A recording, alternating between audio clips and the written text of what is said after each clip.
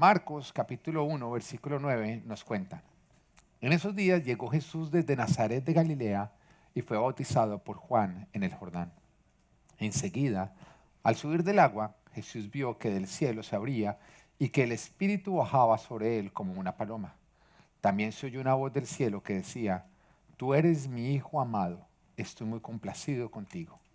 Enseguida, el Espíritu, diga el Espíritu, lo impulsó a ir al desierto, diga desierto. ¿Quién llevó a Jesús al desierto? El Espíritu, ¿ok? ¿A dónde llevó el Espíritu a Jesús? Al desierto, ¿ok? Y allí fue tentado por Satanás, diga tentado por Satanás. ¿Quién tentó a Jesús? ¿Pero quién lo llevó al desierto? Ok, ¿quién no tentó a Jesús? ¿Quién no llevó a Jesús al desierto? Es importante entender esto, porque algunos dicen, no, es que Dios me tentó. Dios no tienta a nadie, ¿ok? Pero Dios sí muchas veces nos lleva al desierto donde nosotros somos tentados por Satanás. Y dice, durante 40 días fue tentado. Estaba entre las fieras y los ángeles le servían. Estamos viendo acá que después de que Jesús es bautizado, ocurren estas cosas. Ya hemos visto lo que significa el bautizo y justamente lo que significó que Jesús se bautizara.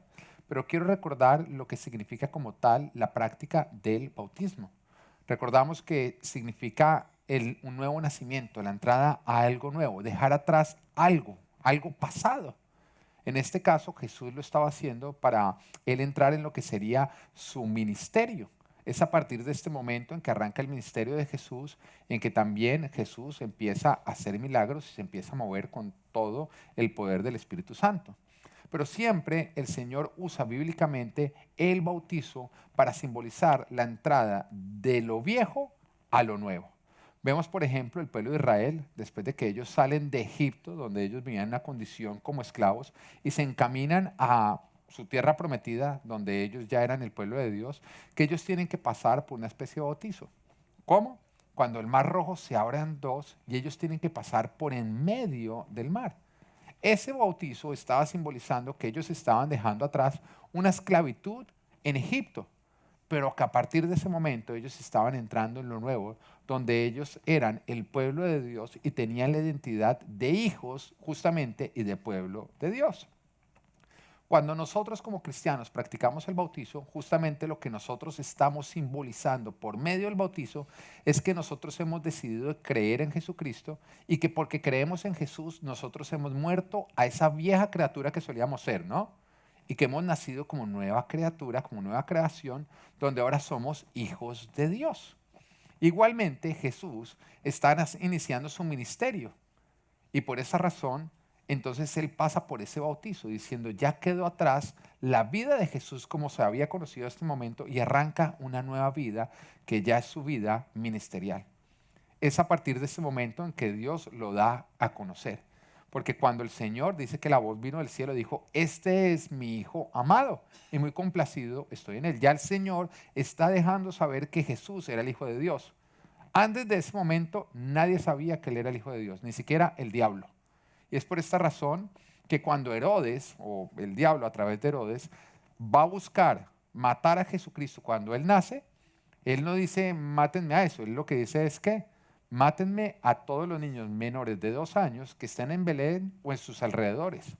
Pero si el diablo hubiera sabido cuál de esos era el Hijo de Dios, pues no hubiera sido necesario matar al resto, sino que hubieran dicho mátenme a este.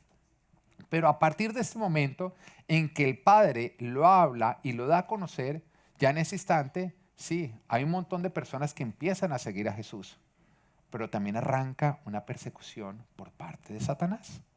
Porque es justamente después de ese instante que Satanás viene al desierto y empieza a decirle, si tú eres el Hijo de Dios, si tú eres el Hijo de Dios, si tú eres el Hijo de Dios, ya el diablo lo sabe. ¿Por qué te estoy diciendo esto? Porque el único que a nosotros nos puede dar a conocer, el único que a nosotros nos puede disparar ministerialmente o en cualquier, digamos, área de nuestras vidas es Dios. Y cuando ocurre, nosotros vemos un gran crecimiento. Sí, el Señor levanta seguidores, pero también vendrán persecuciones. Pero eso no te lo digo para preocuparte, porque tú tienes que tener siempre la certeza que mayor es el que está en ti que el que está en el mundo. Pero cuando nos damos cuenta que Él es bautizado, que Él está entrando en lo nuevo y que el Espíritu Santo de Dios lo empieza a llevar hacia lo nuevo, ¿por dónde lo mete también el Espíritu Santo? Por el desierto. ¿Qué significa el desierto? Vamos a ver también bíblicamente en qué consiste el desierto. El desierto es un tiempo en el cual Dios nos pone a prueba. Es algo que se vive. Dios nos pone a prueba. ¿Cuándo? Cuando nos salimos de un lugar y Él nos está llevando a la promesa, hay un tiempo de prueba. Y en el desierto se evidencia cosas de nosotros que sin el desierto permanecerían ocultas. Hay muchas cosas que en el desierto se evidencian que nosotros ni siquiera teníamos conciencia que estaban en nosotros. En otras palabras, el desierto saca a la luz una verdad de nosotros que nosotros ni siquiera conocíamos. Se evidencia realmente qué tanto nosotros dependemos de Dios, qué es lo que realmente hay en nuestros corazones y también si nosotros seremos o no seremos obedientes cuando recibamos la promesa. Porque hay muchos que cuando están camino hacia alguna promesa de Dios o hacia algo que le están pidiendo a Dios y que todavía Dios no ha respondido, dicen, Señor, mira, de verdad, cuando tú me des esto, yo voy a ser muy obediente.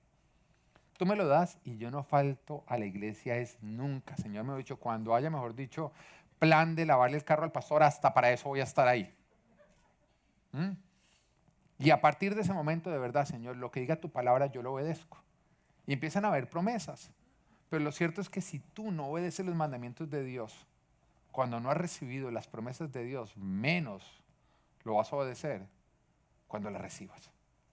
Y el desierto empieza a evidenciar quién realmente nosotros somos. Lo saca a la luz. Es un tiempo de prueba. Pero también cuando miramos bíblicamente nos damos cuenta que hasta que una persona no aprueba un desierto, no pasa el test, el desierto no termina. Entonces no solamente es un tiempo de prueba, sino que hasta que tú no pasas la prueba, no dejas atrás el desierto y no puedes entrar a lo nuevo que Dios tiene para ti. Y esto lo vemos en el pueblo de Israel, quienes cuando entraron en el desierto, ellos continuaban reprobando, reprobando, reprobando, reprobando, no pasaban la prueba. Entonces duraron 40 años rajándose, hasta que finalmente ellos terminaron aprobando el desierto, justamente muriendo, digamos, como que todos aquellos que decidían no seguir a Dios, sino lo necio que había en sus corazones. Pero por otro lado nos damos cuenta que Jesús en solo 40 días, Él aprueba el desierto sin problema. Ahora, ¿qué es mejor? ¿Pasar un desierto en 40 días o en 40 años? ¿Mm? Hay alguno que diga, no, es que a mí me gusta el desierto. Eso suena chévere. 40 años. No, el desierto no es un tiempo, no es algo rico. Porque hoy te recuerdo que los desiertos para nosotros es eso por lo cual nosotros pasamos cuando vamos camino a las promesas de Dios. Pero nosotros en el desierto sentimos como si no avanzáramos. Y experimentamos hambres que cuando miramos no hay manera de calmarlos. Porque cuando tú caminas en el desierto, todo parece igual. Tú pasas la montaña de arena y ¿con qué te encuentras? Con otra montaña de arena igual. Y parece como si tú no estuvieras avanzando. Además en el desierto, cuando tú tienes hambre o tienes necesidades, no es fácil encontrar con qué suplirlas, porque en el desierto tú no puedes cultivar, en el desierto tú no puedes sembrar, en el desierto tú no puedes comprar ropas nuevas. Así que es un tiempo en el cual nosotros pasamos por necesidades, cuando nosotros levantamos la mirada no vemos la solución por ningún venir hacia acá. Pero es algo por lo cual todos nosotros hemos pasado, de pronto algunos están pasando, pero seguro por lo cual todos tendremos que pasar. Así que ¿quiénes de acá quieren pasar por sus desiertos rápidamente? Bueno, para los 8 que junto conmigo queremos pasar los desiertos rápidamente, esta prédica nos va a decir cómo. Esto es entrando en lo nuevo, cómo aprobar mis desiertos. ¿Cómo puedo yo aprobar mis desiertos? ¿Cómo puedo dejarlos atrás? ¿Cómo puedo entrar rápidamente en la tierra prometida a la cual Dios me está llevando? Bueno, presta atención. Deuteronomio capítulo 8, versículo 2 nos dice, recuerda que durante 40 años el Señor tu Dios te llevó por todo el camino del desierto y te humilló. ¿Qué hizo Dios? Te humilló. Y te puso a prueba para conocer lo que había en tu corazón. ¿Qué fue lo segundo que hizo? Nos puso a prueba para conocer lo que había en nuestro corazón. Y tercero, y ver si cumplirías o no sus mandamientos. Son las tres cosas que el Señor hace. Por un lado, humilla al pueblo, que acá lo que refiere es justamente hacer que el pueblo dependa de Él y que entienda el pueblo que depende de Él.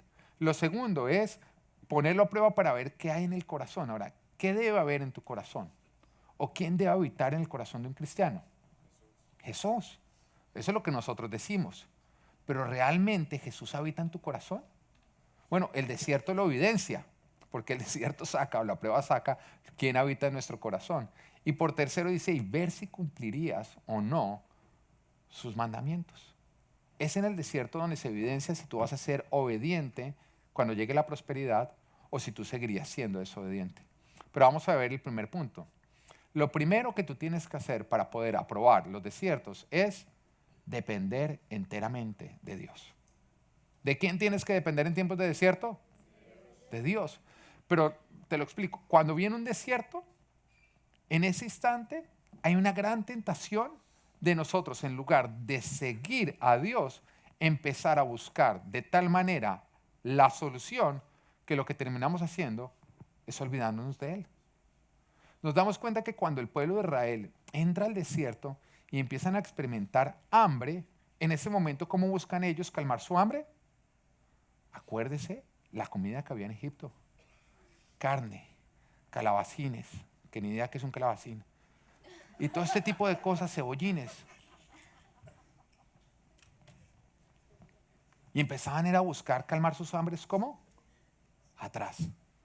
Pero ¿dónde ellos debían haber buscado calmar sus hambres? Arriba, en el Señor.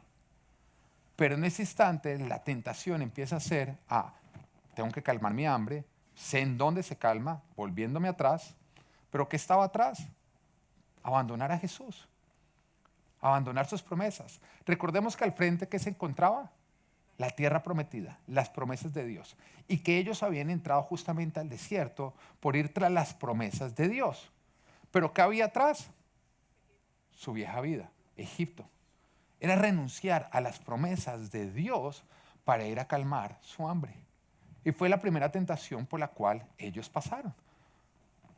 Depender enteramente de Dios, la palabra acá lo llama y los humilló, te humilló.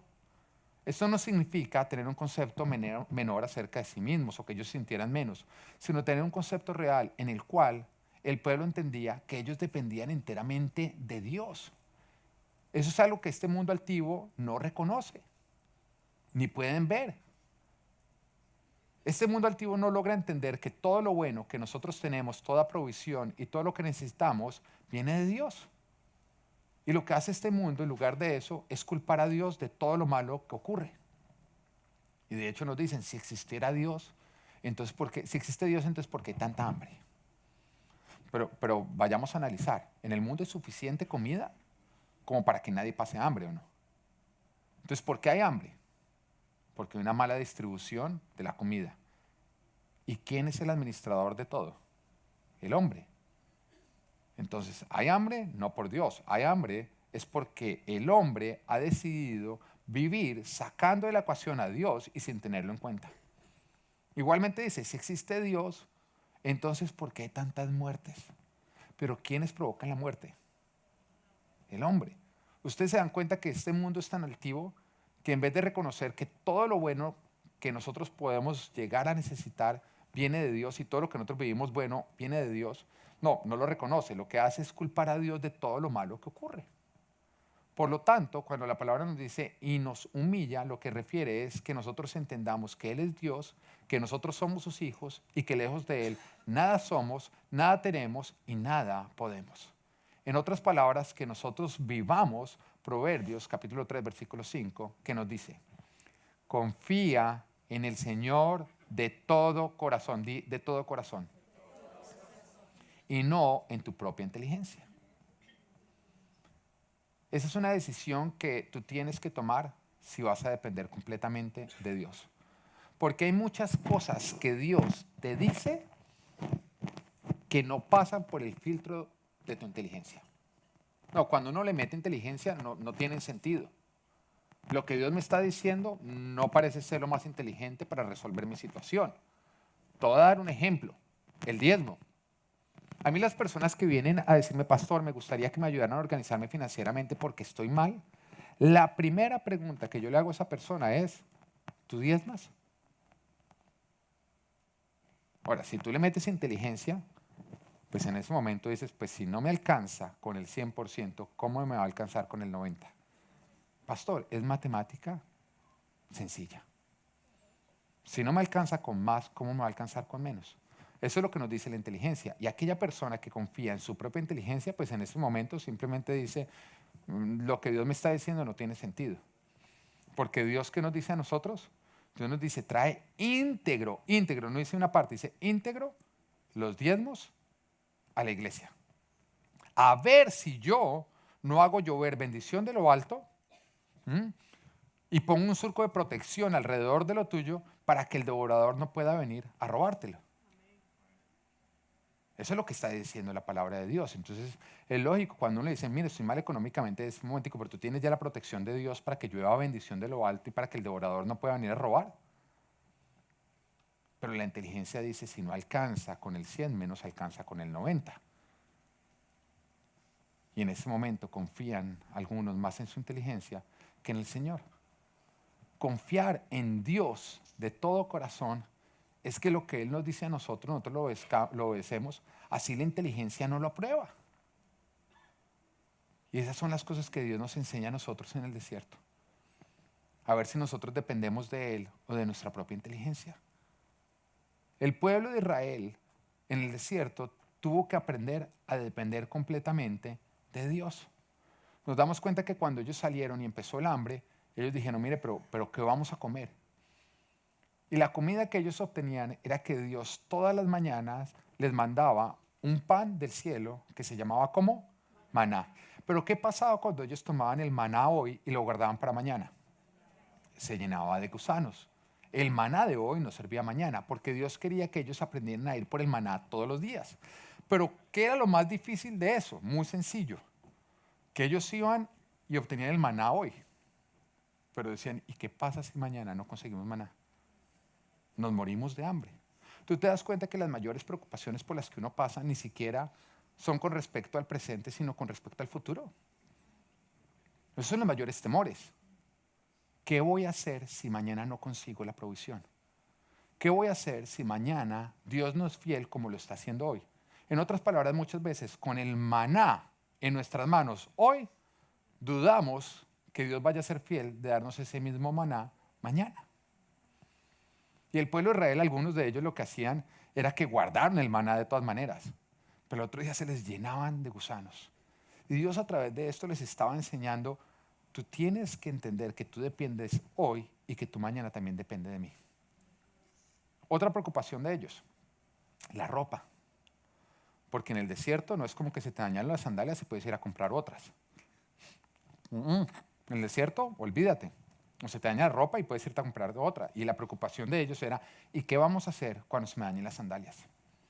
¿Qué vamos a hacer? Y oraban, Señor, haz llover sandalias del cielo. Y no llovían sandalias del cielo. Señor, haz llover la cartera Michael Kors del cielo, porque yo sin ella no puedo vivir. Y el Señor no la hacía llover del cielo. Entonces la preocupación era, ¿qué vamos a hacer el día que se nos dañen estas ropas? ¿Qué vamos a hacer el día en que se nos dañen estas sandalias? Y el milagro de Dios, ¿sabes cuál fue? Que no se dañara la ropa en 40 años. Muchas de las preocupaciones que nos quieren a nosotros hacer renunciar de las promesas de Dios son cosas que jamás van a ocurrir. Pero cuando nosotros dependemos enteramente de Dios, no solamente aprendemos a confiar a Él nuestro presente, sino también aprendemos a confiar nuestro futuro. El diablo va a usar las preocupaciones futuras para hacerte renunciar a Dios y más bien irte a solucionar sin Dios. Deuteronomio capítulo 8, versículo 3. Te humilló y te hizo pasar hambre, pero luego te alimentó con maná, comida que ni tú ni tus antepasados habían conocido. con lo que te enseñó que no solo de pan vive el hombre. Repite esta frase. No solo de pan vive el hombre. Vuélvelo a decir. ¿Por qué estoy repitiendo esta palabra? ¿Quién más dijo esta misma palabra? Jesús. Cuando Jesús es tentado por el diablo en el desierto y el diablo llega y le dice, si eres el Hijo de Dios, convierte estas piedras en pan y te alimentas, porque si no te vas a morir de hambre. ¿Jesús qué responde? No solo de pan vive el hombre. En otras palabras, lo que le tomó al pueblo de Israel 40 años aprender, Jesús decidió aplicarlo inmediatamente. Y cuando vino en ese momento la tentación, Él dijo, yo no voy a morder esta tentación. Yo no voy a poner mi confianza de que si yo no consigo el pan sin Dios, entonces me voy a morir de hambre. Porque aun cuando venga el hambre, yo voy a seguir dependiendo de Dios. Ahora, entendamos cuánto tiempo estuvo Jesús en el desierto. 40 días. Pero no fue fácil, porque fueron 40 días sin qué, sin nada que comer. Te voy a explicar lo que Jesús podía estar sintiendo en ese momento. Hay algunos de ustedes que después del servicio llega la hora del almuerzo y el esposo ese día le dio por ser, el mejor dicho, más saludable que Alka-Seltzer, ¿no? Y salude a todo el mundo, pero las tripas suyas están como este tipo, mucho desconsiderado el hambre que yo tengo. Y esa cafetería les dio por estar ayunando y todo lo que venden son vegetales y yo no como vegetales y empieza en ese momento a salir de usted la fiera, ¿no? ¡Deje la saludadera! Como si sus tripas hablaran en ese instante, ¿no? En ese momento todo lo lindo de la alabanza como que se borra. Porque el hambre sacó aquello que estaba muy escondido dentro de usted. Bueno, Jesús no fue un servicio en que alguien se demoró saludando y fue desconsiderado con él. 40 días sin nada de comer. ¿Usted se imagina el hambre que tenía que tener Jesús en ese instante? Estamos hablando de un gran hambre. Y en ese momento de hambre viene el diablo a decirle, convierte las piedras en pan y soluciona este hambre. Convierte las piedras en pan y soluciona este hambre. No dependas de papá Dios para satisfacer este hambre. Soluciónalo sin papá Dios. Y en ese momento de hambre, él entendía, llegó el momento de la verdad, de aprobar o de reprobar. Y en lugar de ceder a lo que estaba saliendo de la boca del diablo, él dependió de lo que iba a salir de la boca de papá Dios. No solamente de pan vivirá el hombre, sino de toda palabra que sale de la boca de Dios. Algo que le costó al pueblo de Israel 40 años entender. Y continúa el versículo leyendo, sino de todo lo que sale de la boca del Señor. Durante estos 40 años no se te gastó la ropa que llevabas puesta, ni se te hincharon los pies. Jesús pasa por hambre, el diablo lo tienta y busca que calme su hambre sin depender del Padre. Pero su respuesta es sencilla. Escrito está, versículo 4, no solo de pan vive el hombre, sino de toda palabra que sale de la boca de Dios. Pero ¿cómo respondes tú cuando vienen las hambres y de pronto no ves que viene una solución de parte de Dios? Porque el pueblo de Israel lo que hacía era ponerse a murmurar contra Dios, buscar devolverse donde ellos sabían que había comida, en lugar de depender de Dios y seguir caminando hacia las promesas que Dios les había dado. Jesús decide aprobar cuando la primera tentación viene. Y él decide no calmar sus hambres renunciando a la promesa que el Padre le había dado. Él decide no suplir su hambre convirtiendo las piedras en panes, que déjame decir, ¿te parecía una buena idea o no? Pero con lo que él estaba diciendo lo estaba dejando evidente. Es una buena idea, pero no salió de la boca de Dios. ¿Estaba saliendo de la boca de quién? Del diablo. Lo que sale de la boca de Dios son sus promesas, son sus mandamientos, son sus instrucciones. Y él lograba identificar y discernir que aquello que le estaba siendo propuesto no provenía de Dios, sino significaba no depender de Dios. Pero ¿cuál es tu respuesta en el desierto? ¿Buscas solucionar sin Dios? ¿O buscas a Dios para que te guíe? ¿Obedeces lo que sale de la boca del diablo en el desierto? En otras palabras, en el tiempo desierto eres de los que tu enfoque es solucionar tu hambre o agradar a Dios. Porque es terrible cuando a nosotros se nos convierte en que lo más importante es obtener aquello que yo quiero a cualquier costo, más que agradar a Dios. Ya en ese momento lo que hay de tesoro en tu corazón ni siquiera es Dios, sino es obtener lo que tú quieres. Y este fue el caso de Esaú. Esaú es el hijo mayor de Isaac y por lo tanto era el heredero de todas las bendiciones de Isaac que venían desde Abraham. Él era el que las iba a heredar por derecho propio.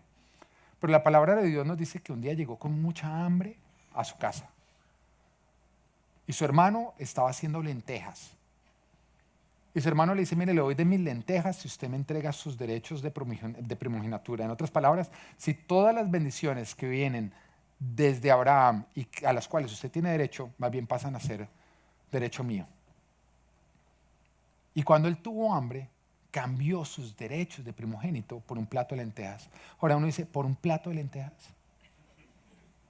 Una pizza. Por favor, sáquenlo del celular. Si está endemoniado, sáquenlo.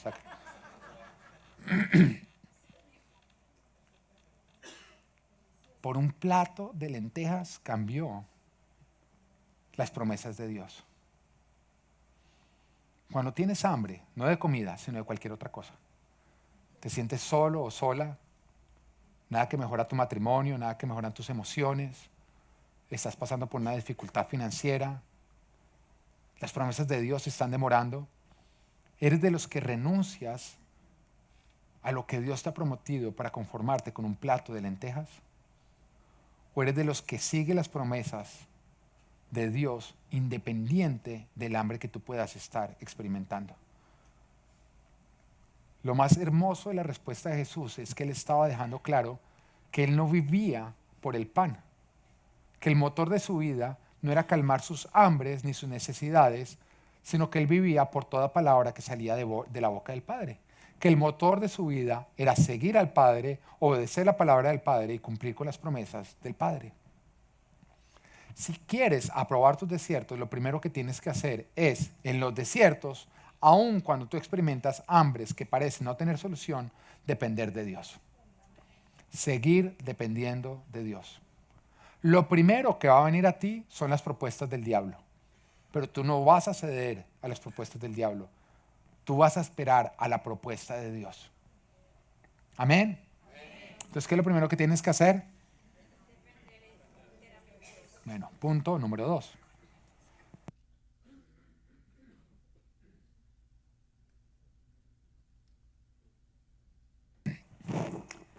Lo segundo que tienes que hacer en el desierto para probarlo es adora a Dios.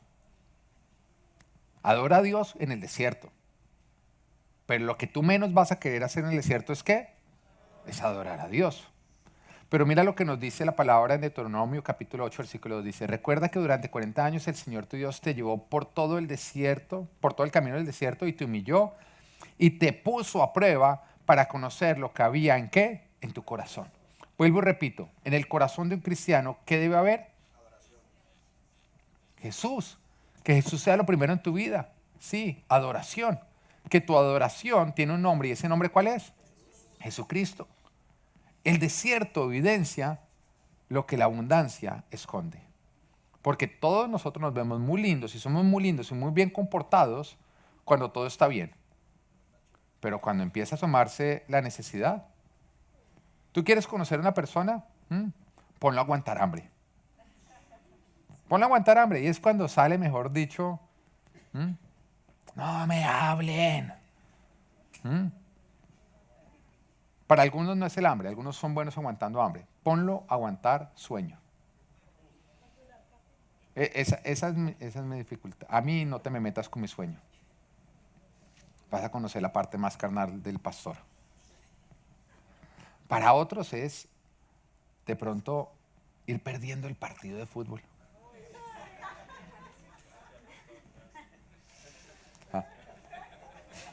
Porque miren a Willy, no sean así. Oiga, yo ayer nos fuimos a jugar fútbol. Está acá anotado, si quieres verlo. Lo metí ayer, pero bueno. Oiga, nos fuimos a jugar un partido de fútbol, los casados contra los solteros. Bueno, pues para arrancar, hasta oraban.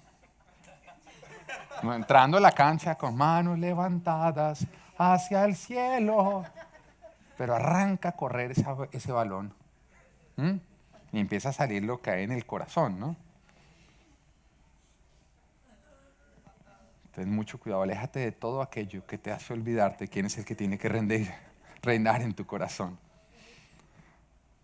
Algunos pueden culparlo con la patada, pero bueno, en esos momentos es donde donde se empieza a evidenciar y donde es importante nosotros encender nuestra adoración. Cuando nosotros pasamos por hambre, por diferentes situaciones en las cuales nosotros tenemos que esperar, lo que se debe evidenciar en nuestro corazón es quién es lo más importante, cuál es el objeto de nuestra adoración, a quién le pertenece nuestro mayor amor. Y es un momento en el que se decide o se evidencia quién es ese objeto de adoración, porque nosotros siempre seguimos a lo que más amamos, lo más importante de nuestras vidas. A la larga, en el desierto, se evidencia qué es lo más importante en tu vida porque es lo que tú terminas siguiendo. Voy a ser justo en algo. Yo no creo que en un momento de ira o de emoción fuerte se evidencia qué es lo más importante en tu corazón. Porque en un momento en que nosotros tenemos ira o una emoción grande, hay muchas veces que nosotros terminamos haciendo aquello que ni siquiera queríamos hacer. Pero una vez que pasa la ira o la emoción grande del momento, sí se debe evidenciar qué es lo más importante en tu corazón. Y yo no le presto tanta atención a lo que de pronto en un momento de ira hace una persona. Eso no me dice nada, eso simplemente me dice que la persona tuvo un momento de ira y todos hemos hecho algo de lo que nos arrepentimos en un momento de ira, ¿o no es así? Con la suerte de que nadie nos ha estado grabando en ese momento. Pero yo no creo que eso sea lo que realmente define una persona. Yo creo que lo que define una persona es qué haces después de ese momento de ira, cuando la emoción ya se pasa.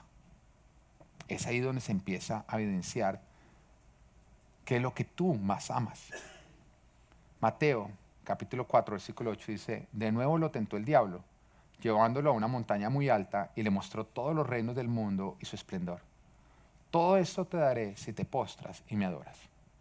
Ahora, ¿el diablo podía darle todos los reinos del mundo? ¿Sí o no? Nos dicen que no. Si no se los pudiera dar, ¿hubiera sido tentación?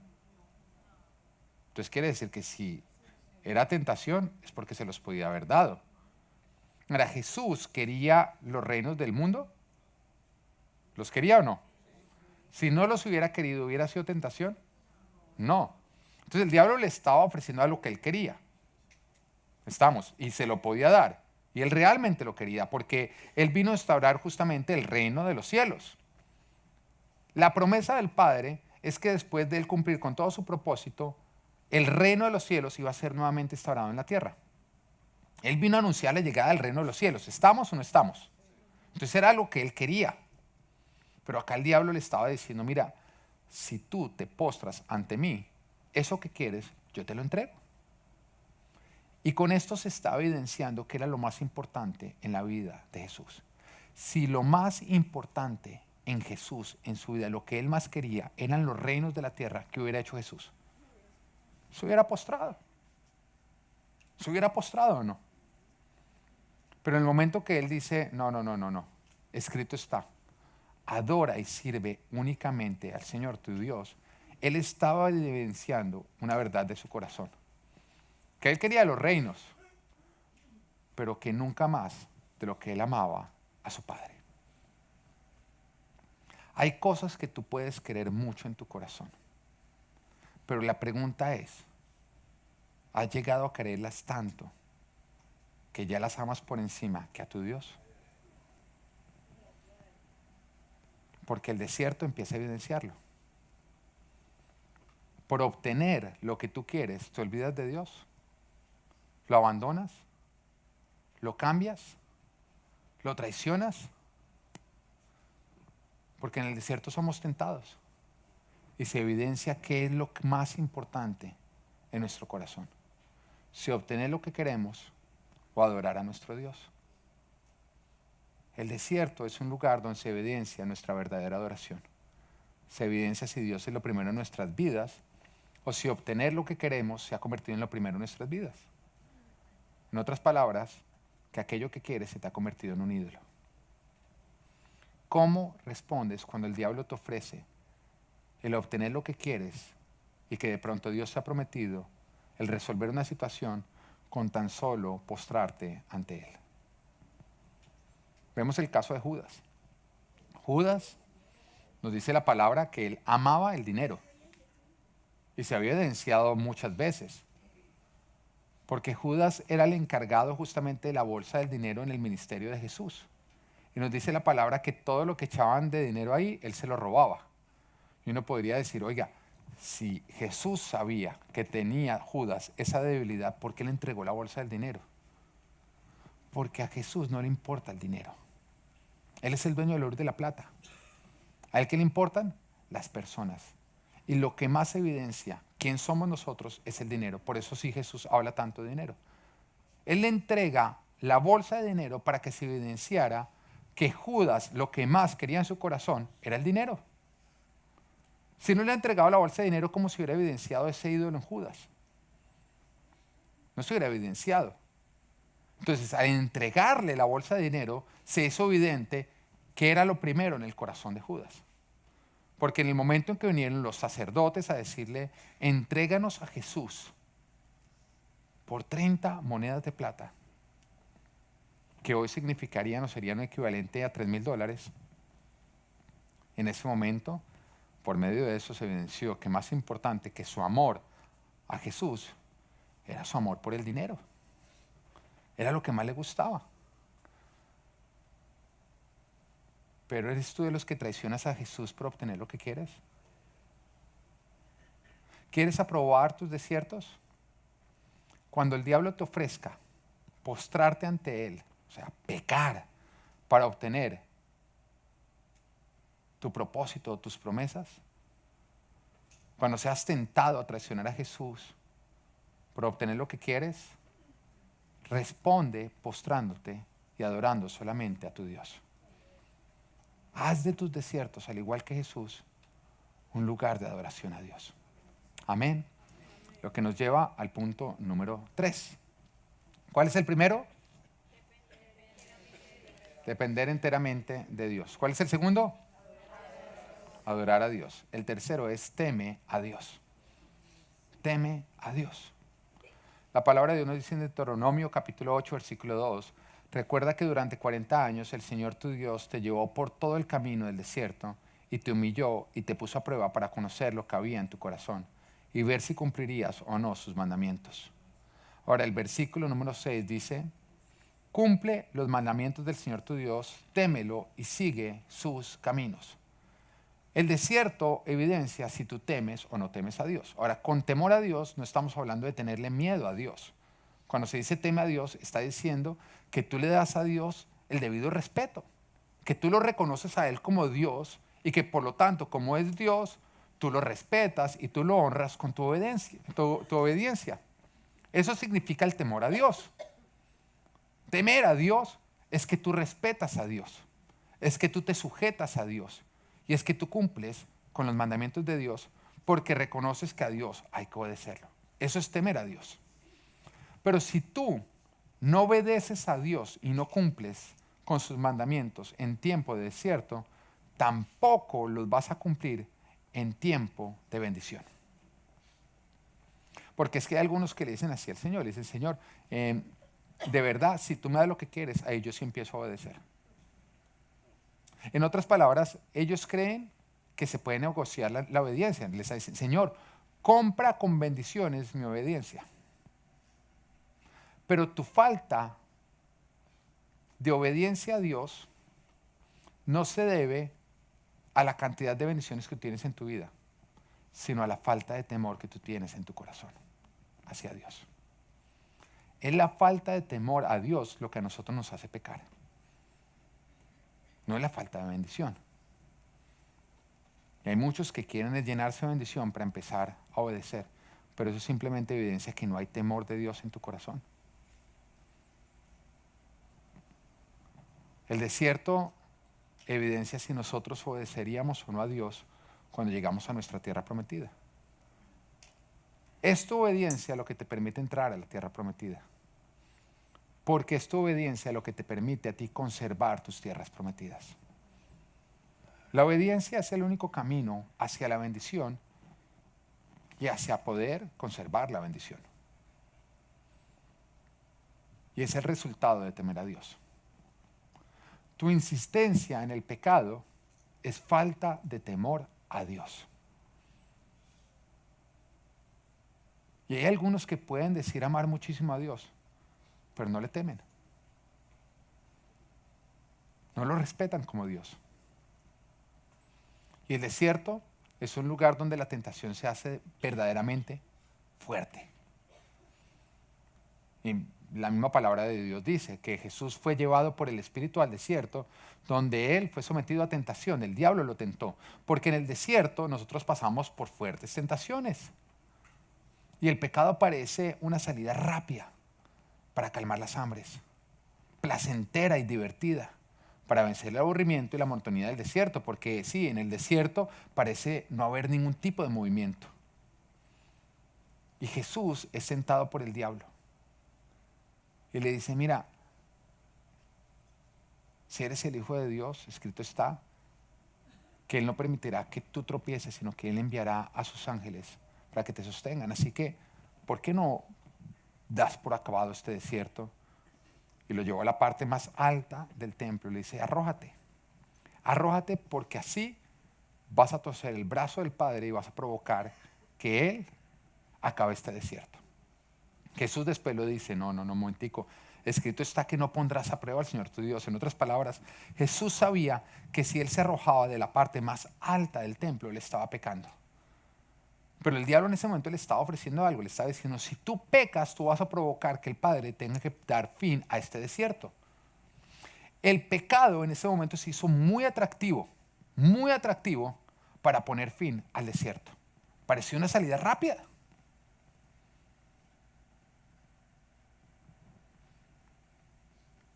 En el tiempo de desierto, el pecado va a parecer una salida rápida y divertida de aquello que estamos viviendo y que la verdad nos tiene bastante aburridos. El desierto es un tiempo duro. Pasar por el desierto es duro y es difícil y es monótono. Y sentimos que es como si no avanzáramos y el estancamiento puede ser una de las peores sensaciones que nosotros podemos llegar a vivir. Piensa en un trancón. Y normalmente tú te vas a encontrar con que tú y todas las personas alrededor están ¿qué? Impacientes. Por sentir que no se avanza. Sentir que no se avanza. Ahora, el desierto es todavía peor porque tú sientes que todos los demás avanzan, pero tú eres el único que no logras avanzar. Y por eso es un tiempo difícil. Y el pecado muchas veces parece una salida rápida del desierto. Y para Jesús en ese momento fue tentador. Peca y el desierto termina. Peca y el desierto se acaba. Pero la respuesta de Jesús fue muy clara. También está escrito, no pongas a prueba al Señor tu Dios, le contestó Jesús. Jesús responde, aún en el desierto, que Él se sujeta al Padre. Y que no va a ceder al pecado para escapar del desierto y provocar su voluntad. Pero vayamos a ti, vayamos a mí. ¿Qué haces cuando el pecar ofrece solucionar el desierto por el cual tú estás pasando? ¿Qué haces cuando mentir, hacer una trampa, una triquiñuela, robar algo, te permite conseguir de pronto ese dinero que tú necesitas, el trabajo que tú estás esperando, resolver un problema, obtener tus papeles, a obtener lo que quieres. ¿Qué pasa cuando ceder al pecado te ofrece una salida rápida para resolver aquello con lo cual tú ya vienes aburrido? Ceder al pecado no es enfrentar el desierto, es escapar del desierto. Y recuerda que a los desiertos entramos por seguir a Dios, pero que solamente los aprobamos cuando seguimos siguiéndolo a pesar de lo que estamos viviendo. ¿Cedes a la tentación en tiempos de desierto? Cuando nada parece avanzar. Y te lo voy a poner en palabras sencillas. Si tú pecas en el desierto, también pecarías en tu tierra prometida. Porque tu pecar no es el resultado de los desiertos, sino de tu falta de temor a Dios. ¿Cómo aprobar tus desiertos? Depende de Dios. Aún cuando la provisión no parezca llegar.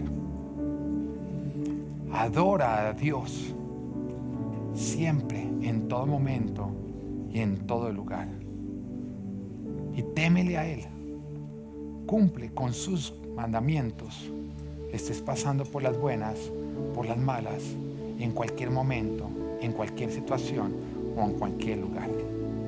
Porque solo así dejarás atrás tus desiertos y podrás entrar a tus tierras prometidas. Solo así aprobarás tus desiertos. Que Dios te bendiga. Amén. Esperamos que hayas disfrutado este mensaje. Si te gustó, no olvides suscribirte y activar la campanita de notificaciones. Te esperamos de vuelta. Dios te bendiga.